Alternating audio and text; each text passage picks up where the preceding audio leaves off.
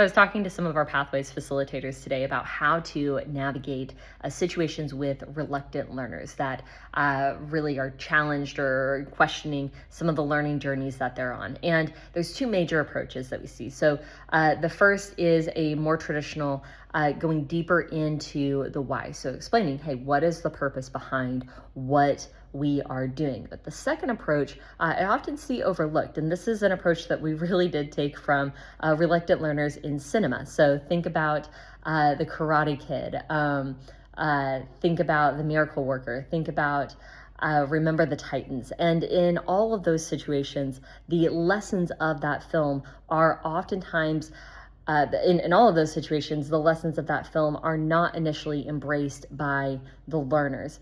In fact, there is an experience of the why first.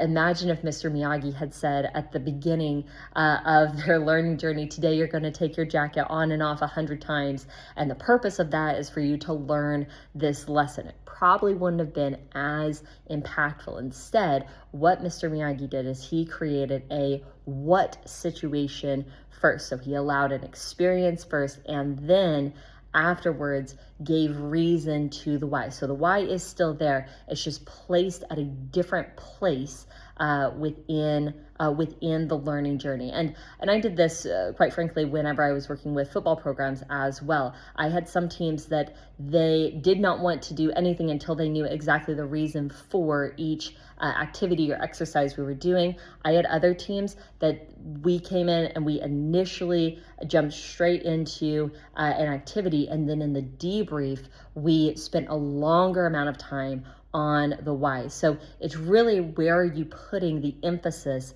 of that why? And I find, especially with reluctant learners, it does depend on the industry, the culture, the dynamic of your team. But really, I do look at, where is the best place for me to create that buy-in? Is it to create understanding of the why through vocalizing it, or is it to create those experiences, to feel and to understand what that why is throughout a quick win or a quick activity as well? Sometimes it is important to create that space to sit in the frustration, sit in the urgency, sit in the experience, to understand the importance of the behaviors, the tools, the skills that we are learning. So those are two major ways that we can help navigate reluctancy within learning journeys, really looking at where you are emphasizing and you are placing the why